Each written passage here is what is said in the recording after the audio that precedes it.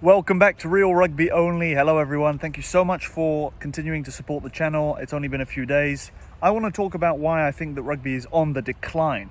It is on the decline in some of the major countries where rugby used to be, I suppose, either number one or number two.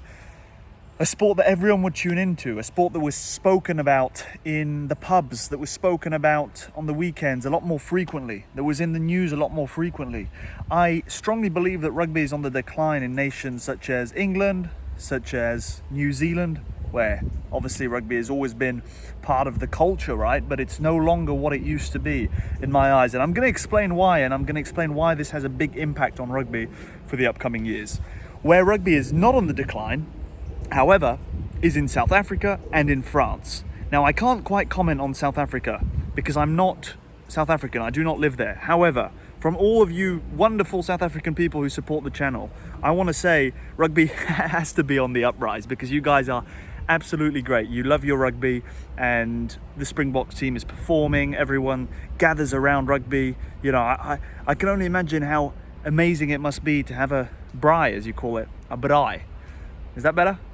With your friends, you know, cook a bit of meat and watch the game on the TV with a beer and a braai. It must be just one of the best things to ever, you know, that a man can do, really. I mean, that's kind of my dream, really. Maybe I should come to South Africa. Leave me some suggestions of where I should go. I heard that Johannesburg was maybe not the best place. Maybe Cape Town, maybe somewhere else. Let me know.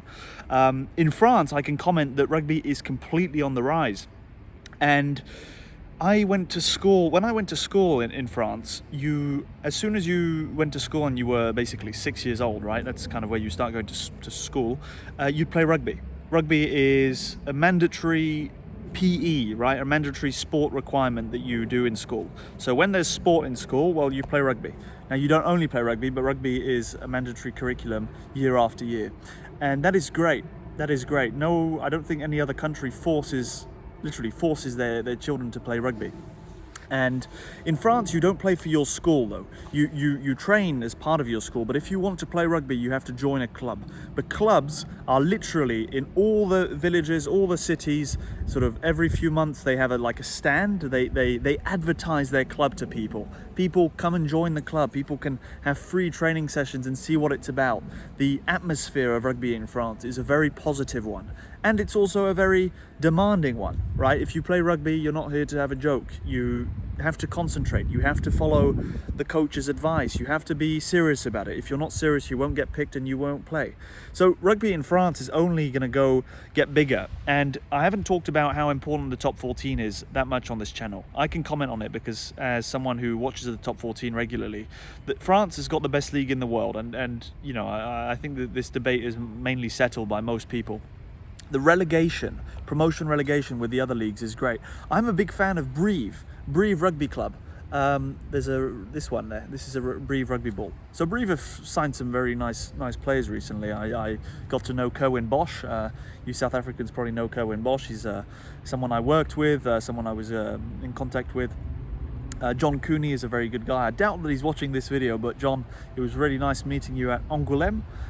It was you've got a nice kicking page. Anyway, and Brive, you see, so they went down from the top 14 and now they're sort of battling in the second league to come back up. And if there was no chance of them coming back up, I wouldn't watch them anymore. That's why so many eyeballs are on the top 14 in the French league, and that's where the money is made. But the fact that people tune into the French league and stuff means that there's more willingness to watch the national team, etc. France always sell out when they have a home game, pretty much.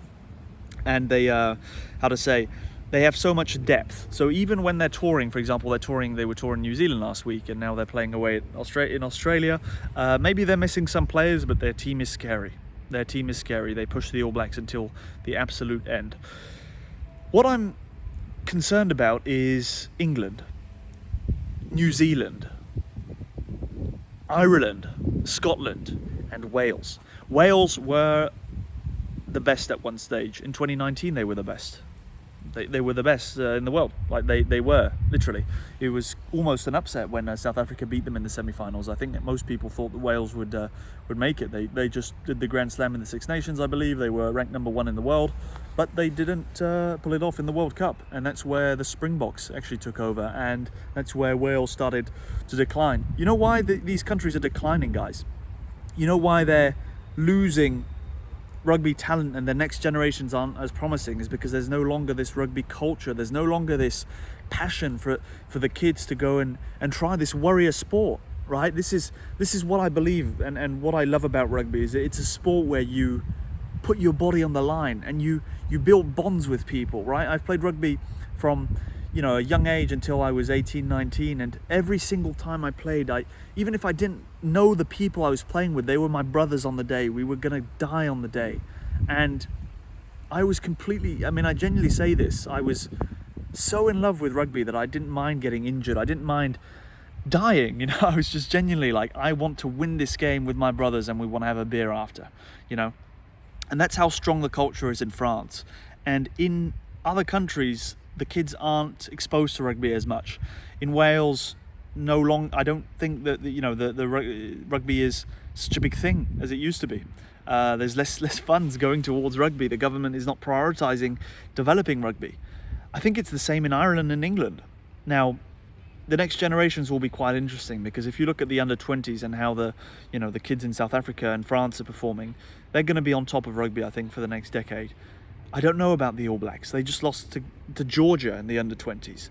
Who would have thought that was even possible? That Georgia under-20s would beat the All Blacks under-20s? Does that mean that Georgia is on the rise? That's a good question.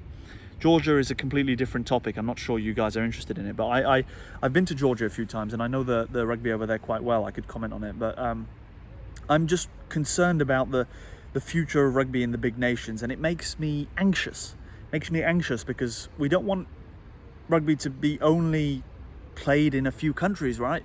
The whole point of our passion for rugby is that we also want to grow it. We want to see tier 2 teams perform, right? We want to see the likes of Uruguay, Georgia, Spain, Portugal, Chile.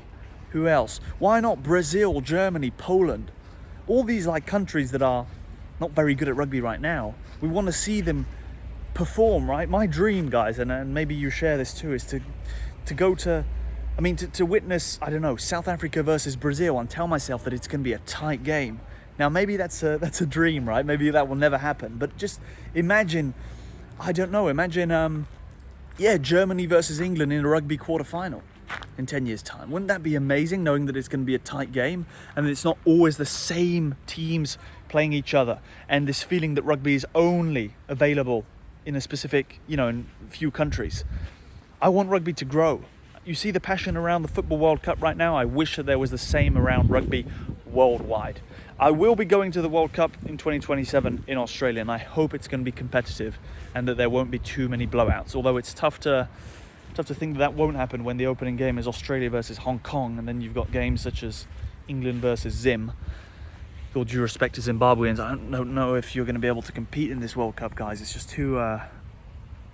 there are just too many good nations at the top, and the rest aren't fit. There's literally the Six Nations teams, although you can comfortably say that there's only really England, France, and Ireland that are in for a shout, right? I wouldn't say that Scotland, Italy, or Wales can win a World Cup just yet. Could be wrong, and I hope I am. In the South, I don't think Argentina are ready, and I don't think Australia are ready neither to lift another World Cup.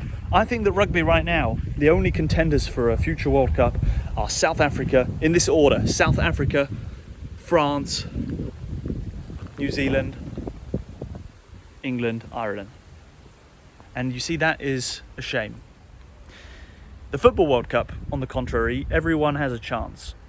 Everyone has a chance, literally. Even the smallest of nations had a chance. But even, when there's sort of 16 teams left, which is kind of pretty much all the Rugby World Cup teams, everyone has a chance. And we don't quite have that yet in rugby. So I'm making this video to sum it up, just to